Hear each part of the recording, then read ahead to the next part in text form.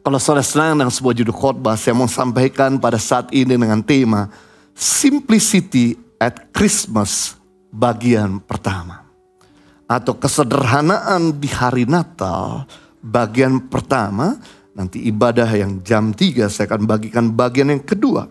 Saya mengajak saudara untuk melihat firman Tuhan dalam Lukas pasal 2 ayat 10 sampai 12. Lalu kata malaikat itu kepada mereka, yaitu para gembala di padang, jangan takut, sebab sesungguhnya aku memberitakan kepada kamu kesukaan besar untuk seluruh bangsa. Hari ini telah lahir bagimu juru selamat, yaitu Kristus Tuhan di kota Daud.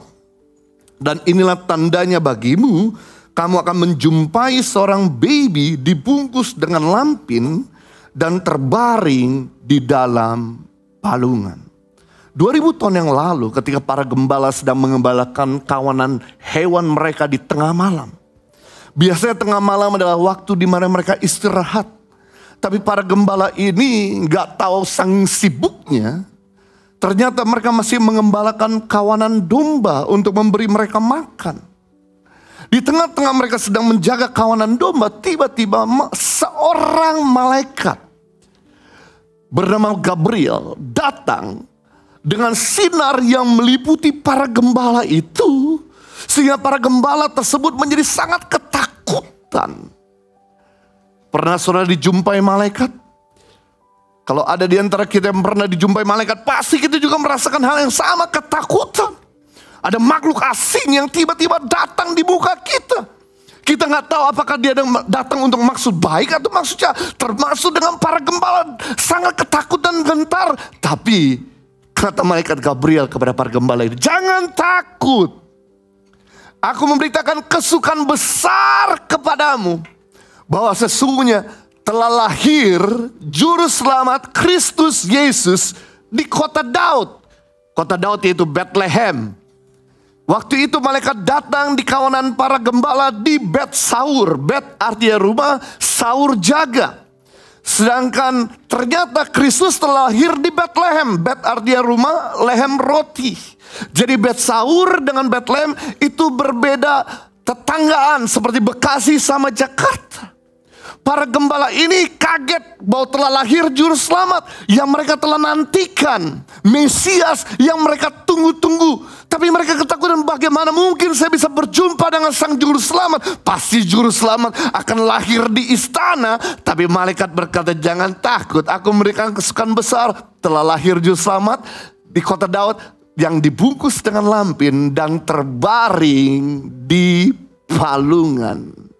Memberikan keyakinan palungan adalah tempat makan hewan. Berarti tidak ada jarak antara kami para gembala dengan Tuhan yang telah lahir. Itu sebabnya mereka langsung lari dengan cepat dan kemudian berjumpa dengan sang juru selamat. Saya bersyukur bahwa Yesus lahir tidak di istana. Kalau Yesus lahir di istana di atas spring bed, hanya cuma orang-orang papan atas, berdarah biru, intelektual, orang-orang the have yang hanya cuma bisa berjumpa sama Yesus. Tapi karena Yesus lahir di dalam kesederhanaannya, bukan dengan jubah tapi dibungkus dengan lampin, berarti tidak ada baju. Baby yang sebelumnya dipersiapkan oleh Maria dan Yusuf harus dibungkus dengan lampin dan dibaringkan di palungan tempat kasih makan hewan. Agar setiap orang bisa berjumpa dengan Yesus. Kisah Natal pertama beda dengan Natal hari-hari ini.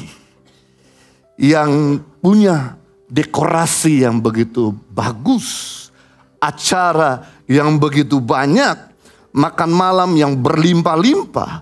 Pakaian kostum yang begitu meriah. Sebenarnya tidak ada masalah dengan kisah Natal atau acara Natal yang hari-hari ini kita rayakan. Tapi saya mau kembali kita kepada first Christmas. Kembali kepada esensi Natal yang sesungguhnya, bahwa Natal berbicara soal kesederhanaan. Agar semua orang bisa menjangkau Tuhan. Agar setiap orang punya keberanian, punya kesempatan untuk berjumpa dengan Tuhan Yesus. Baik itu orang kaya maupun orang miskin, baik itu orang pendidikan maupun tidak berpendidikan, baik itu orang beragama maupun tidak beragama, baik itu orang yang melayani Tuhan maupun orang yang tidak melayani Tuhan. Siapa saja bisa berjumpa sama Kristus. Karena Kristus datang bukan dengan kemewahan, tapi dengan kesederhanaan, mudah dijangkau. Saudara, kata sederhana dalam bahasa Inggris ada simplicity. Berasal dari bahasa Latin yang artinya dari simplex. Simplex berasal dari dua akar kata. Sim artinya tunggal atau satu. Plex artinya lipat atau lapisan. Jadi simplicity atau simplex artinya tidak berlipat ganda. Tidak ribet. Tidak rumit. Tidak bertele-tele. Tidak banyak birokrasi. Jadi simplicity atau kesederhanaan artinya kemudahan. Tidak berlebihan. Mudah dijangkau. Basic. Dasar. Atau akar. Nah, kita belajar ada dua keuntungan pada bagian pertama ini. Saya mau bagikan pada kita semua. Keuntungan orang yang sederhana. Mengapa sih kita perlu menjadi orang yang sederhana? Selain Tuhan, kita adalah Tuhan yang sederhana. Saudara tahu kata Kristen artinya adalah pengikut Kristus. Berarti apa yang Kristus lakukan, apa yang Kristus hidupi, itulah para pengikutnya lakukan. Kalau Kristus kita adalah Kristus yang humble, Kristus yang sederhana, Kristus yang mudah terjangkau. Harusnya pengikutnya pun adalah yang rendah hati dan mudah dijangkau. Yang pertama, keuntungan daripada orang sederhana tidak mudah dijatuhkan. Tidak mudah untuk dirusak. Tidak mudah untuk digoyangkan. Yang menarik selain simplicity artinya sederhana, simplicity juga punya pengertian adalah akar basic atau dasar.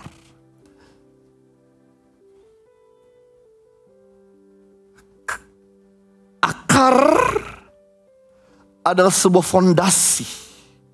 Akar atau kaki merupakan sebuah dasar. Dan ini dia. Kedalaman kita akan menentukan ketinggian kita. Jadi kalau kedalamanmu dangkal, ketinggianmu dangkal. Tapi kalau kedalamanmu luas, ketinggianmu juga luas. Kalau kedalamanmu bagus, maka ketinggianmu ikut bagus. Dan sebuah kehidupan kokoh ketika akarnya kuat. Sebuah pohon ketika akarnya merambat ke dalam. Sampai menemukan sumber air yang sedang sebuah tunas. Dia tidak muncul kepalanya dulu sebelum kakinya terurai ke dalam.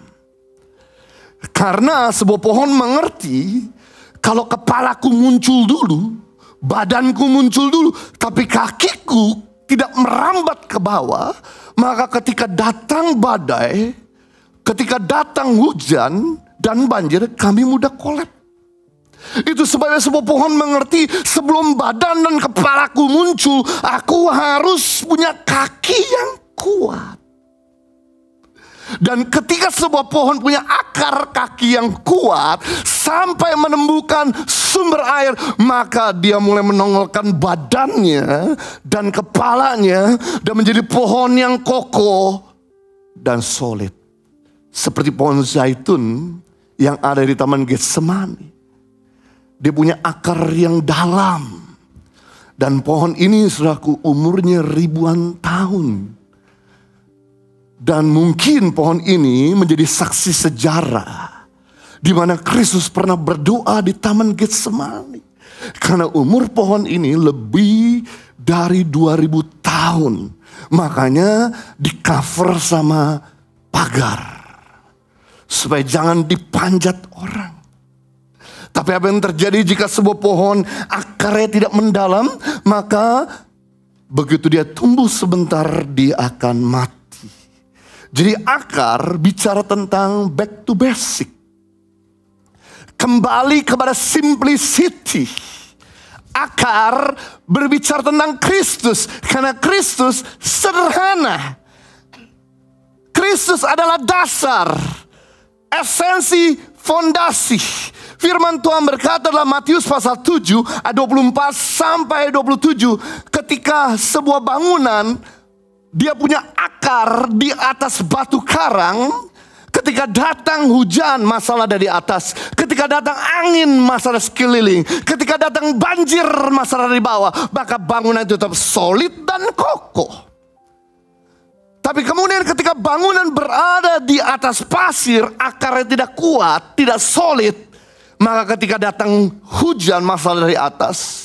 Angin, masalah sekeliling. Banjir, masalah di bawah. Maka rusak dan hebatlah kerusakannya. Dan siapakah orang yang membangun rumah di atas batu karang? Mereka yang mendengar firman dan melakukannya. Dan siapakah mereka yang membangun rumahnya di atas pasir? Mereka mendengar firman Tuhan dan tidak melakukannya. Orang yang sederhana adalah orang yang tidak banyak neko-neko. Orang yang tidak ribet pikirannya. Ketahuilah, orang jatuh dalam dosa bukan karena orang itu semerta-merta langsung jatuh dalam dosa. Tapi orang jatuh dalam dosa sudah direncanakan. Orang selingkuh, orang mencuri, orang korupsi, sudah di-planning. Sudah ada pikiran yang ribet, yang tidak sederhana.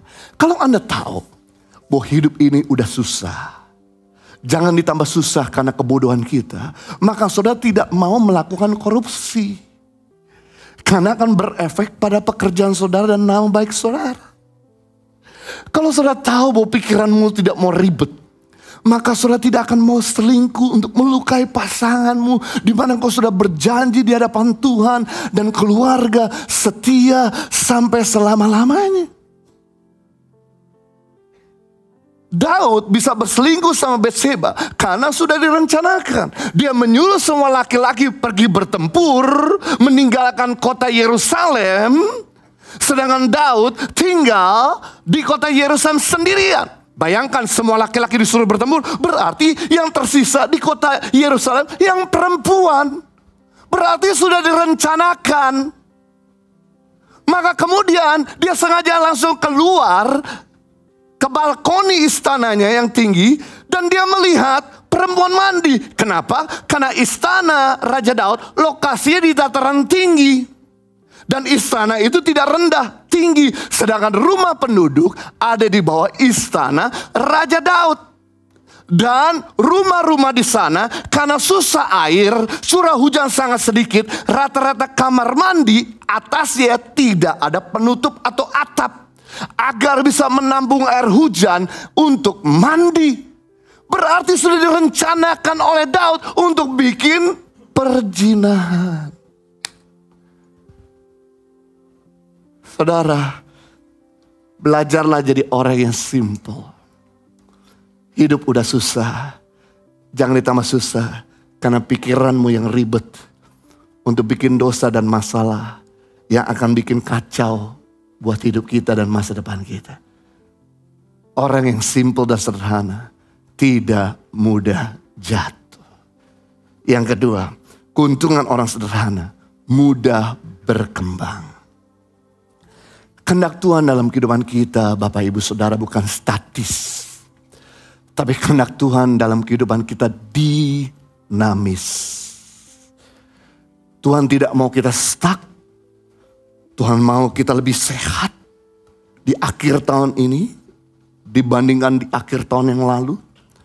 Tuhan mau kita lebih bahagia di akhir tahun ini dibandingkan di awal tahun ini.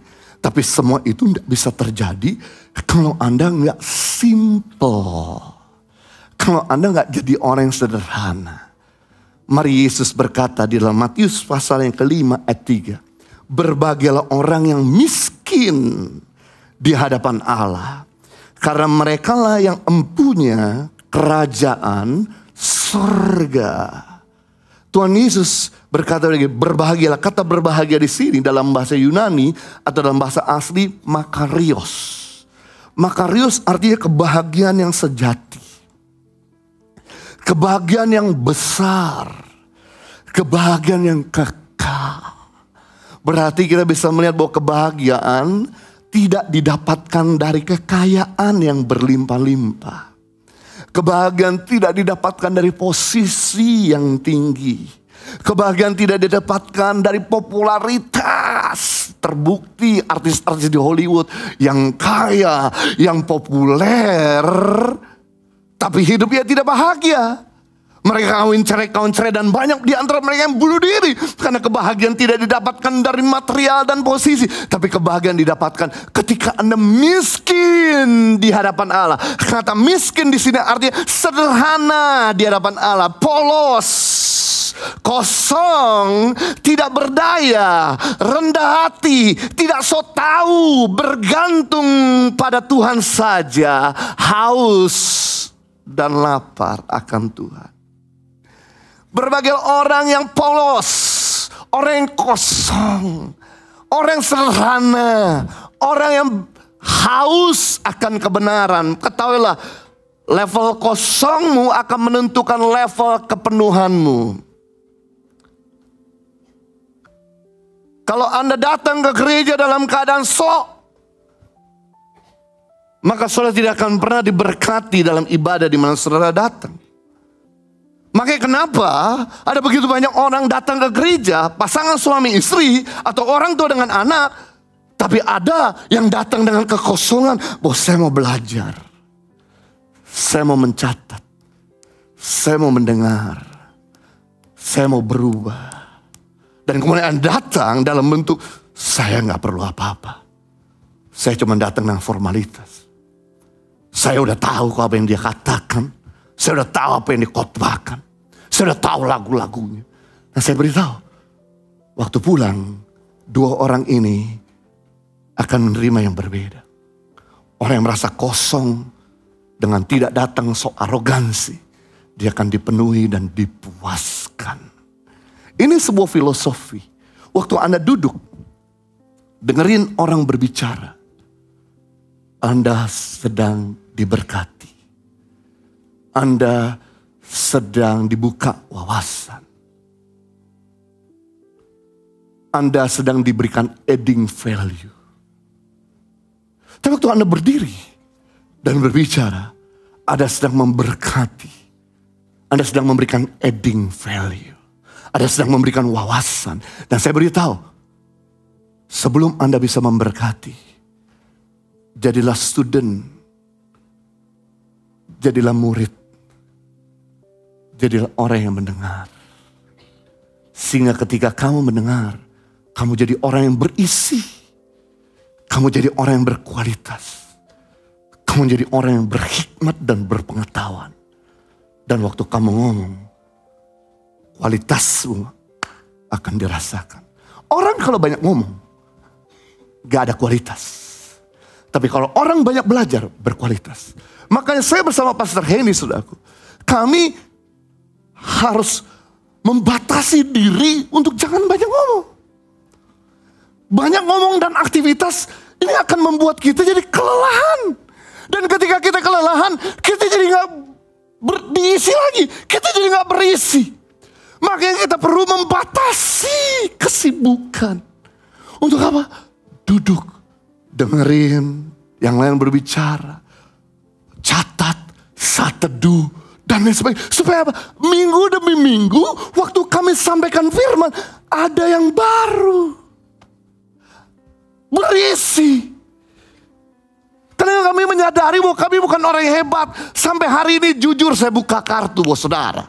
Dan saya buka kartu buat istri saya juga. Apa yang dialami kalau saya berdua sama istri. Tiap kali kita mau naik ke mimbar, kita selalu grogi. Mungkin ada berkah, man, lu udah khotbah sejak tahun 1996. Lu udah bicara ribuan kali. Kenapa lu masih gemeter? Kenapa? Saya bersyukur rasa gemeter, rasa grogi membuat kami bergantung sepenuhnya di hadapan Tuhan. Bahwa kami miskin Tuhan, bahwa saya nggak bisa tanpa Tuhan, bahwa saya perlu Tuhan. Dan dikatakan orang yang miskin di hadapan Tuhan, empunya kerajaan surga. Kata empunya ada pengelola, pemilik, penguasa kerajaan sorga. Kerajaan sorga terdiri dari dua hal. Pertama kerajaan kekal, dan yang kedua kerajaan besar. Berarti orang yang sederhana, orang yang polos, orang rendah hati, pemilik organisasi yang besar dan kekal. Orang sederhana adalah pengelola organisasi besar dan sederhana. Perhatikan, semua aplikasi yang simple, semua perusahaan yang simple dan sederhana mudah berkembang. Contoh, antara operating system Linux dengan Windows, mana yang lebih mudah dilakukan? Mana easy to use? Windows. Makanya Windows jauh lebih berkembang daripada Linux. Kenapa sampai hari ini BlackBerry dan Nokia ambruk operating systemnya dengan iOS dan juga Android? Karena iOS dan Android easy to use. Dan ini yang menarik, ilmu fisika telah memberikan kepada kita pengajaran, semakin simple sebuah unsur, semakin mudah bereaksi. Kenapa H2O lebih mudah bereaksi dibandingkan unsur-unsur yang lain? H2O mudah bereaksi dengan api, H2O mudah bereaksi dengan udara, H2O mudah bereaksi dengan semua unsur yang, karena sederhana, simple. Tapi begitu unsur itu jadi rumit, H11C9, maka itu jadi unsur jenuh. Saudara pernah lihat orang jenuh? Saudara pernah lihat orang burnout? Mudah menyerah, tidak ada semangat, tidak ada gairah. Kenapa? Orang jenuh adalah orang yang jelimet. Makanya saya senang dengan Pastor Henny, karena Pastor Henny selalu menyampaikan firman Tuhan itu simple dan sederhana, sehingga bukan cuma orang Kristen yang bisa mengerti tentang apa yang dikhotbahkan dan diajarkan, tapi semua umat beragama bisa mengerti. Bukan cuma orang dewasa yang bisa mengerti tentang firman Tuhan, tapi anak kecil, anak remaja, orang yang tua pun bisa mengerti.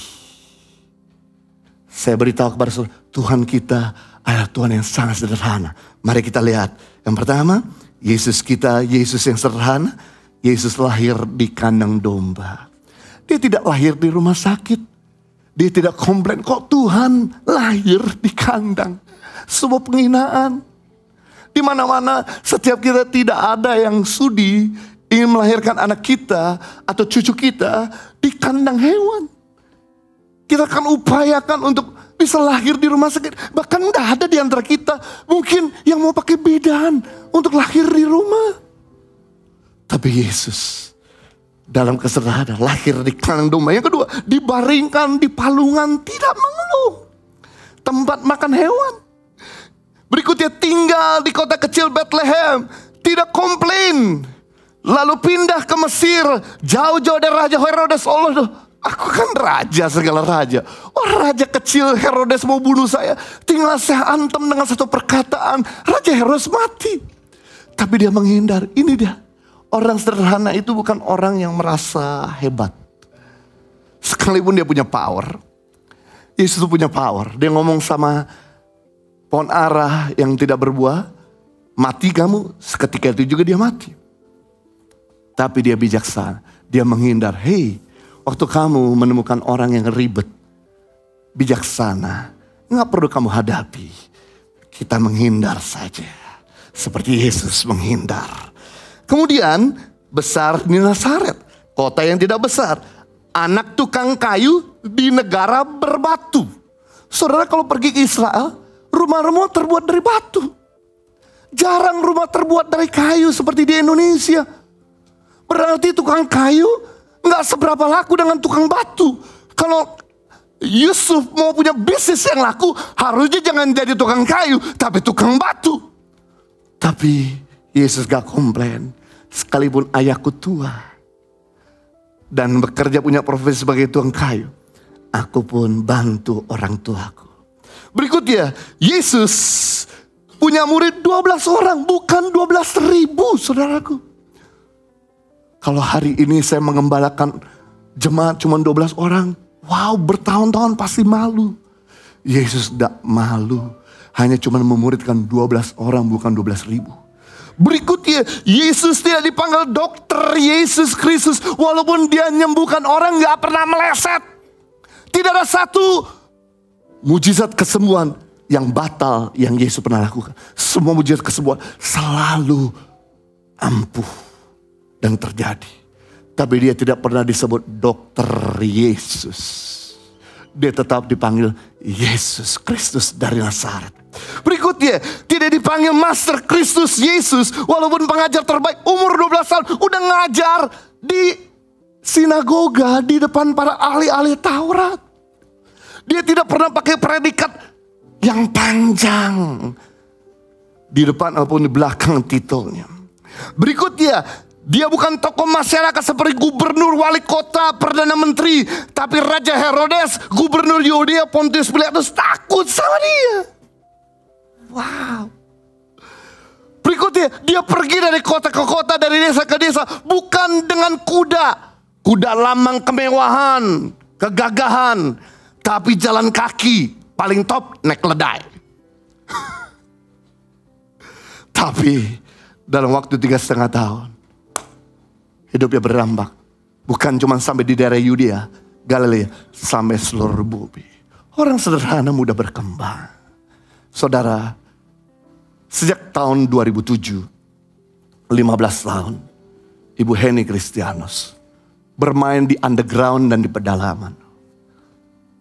Tidak pernah masuk di stasiun televisi. Karena memang kami tidak tertarik atau tidak mau bayar juga untuk masuk stasiun televisi. Tapi apa yang dilakukan? Dalam kesederhanaan kami menjangkau rakyat-rakyat yang susah, anak-anak yang susah, yang tidak dilihat. Orang berkata, kenapa kamu gak melayani di kota-kota aja? Kita bilang kota-kota banyak yang bisa kerjakan. Banyak gereja, banyak perusahaan yang bisa tolong. Tapi di pedalaman, sedikit yang bisa nolong dan bantu. Itu sebab kami fokus di pedalaman 15 tahun. Tapi memang benar, kesederhanaan mudah berkembang. Ada stasiun televisi dari Kick Andy, panggil dia untuk bicara. Stasiun televisi yang B, stasiun televisi C, panggil untuk berbicara. Dan siapa yang menyangka? Tahun 2019, sebelum pandemik, viral. Why? Karena sederhana. Bukan karena kemewahan dan kehebatan. Jadi kalau keluargamu mau berkembang dalam kebahagiaan. Kalau kesehatanmu mau berkembang. Kalau ekonomimu berkembang. Bisnismu mau berlipat kali ganda. Jadilah orang yang simple. Jadilah orang yang mau dikoreksi. Jadilah orang yang rendah hati. Jadilah orang yang mudah untuk disentuh. Jadilah orang yang hidup di dalam kebenaran. Nanti lihat, promosi datang bukan dari barat dan timur. Promosi datang dari Tuhan sendiri. Kalau Tuhan Yesus dari Bethlehem bisa terkenal di seluruh dunia. Apalagi saudara. Pasti Tuhan bisa mengangkat saudara semua. Yang mengerti katakan amin. Kita belajar hari ini keuntungan orang sederhana yang pertama. Tidak mudah dijatuhkan. Yang kedua, mudah berkembang. Mari berdoa. Bapa di surga, terima kasih untuk firman-Mu. Yang telah menolong kami. Sehingga di pesan Natal pertama ini boleh menjadi esensi. Bukan berarti kami tidak boleh makan yang enak, buat acara yang meriah. Tapi kami mau tetap low profile, agar kami bisa nolong banyak orang. Agar hidup kami tidak jadi batu sandungan, tapi jadi orang yang rendah hati. Yang bisa jadi teladan dalam perkataan perbuatan, dan dalam kesetiaan dan kesucian. Hamba berdoa bahwa setiap umatmu, baik itu mengikuti ibadah secara onsite maupun online, agar mereka dikaruniakan firman yang menjaga mereka. Agar mereka punya kaki-kaki yang kuat, punya fondasi yang solid. Sehingga badai boleh datang, hujan boleh datang, masalah boleh menghantam, tapi kami akan tetap berdiri dan kami tidak jatuh tergeletak. Karena kami berdiri di atas Kristus Yesus yang sederhana. Berkati apapun yang mereka sedang rencanakan dalam hari-hari dan liburan mereka. Sehingga inilah waktunya di mana Tuhan banyak berbicara dan memberikan hikmat dan visi dan pesan-pesan apa yang harus mereka lakukan di tahun 2025. Sehingga mereka boleh berjalan from glory to glory, success to success, victory to victorious. Demi nama Tuhan Yesus Kristus, setiap kita sudah berkati, sama-sama katakan amin. Tuhan Yesus mengasihi saudara.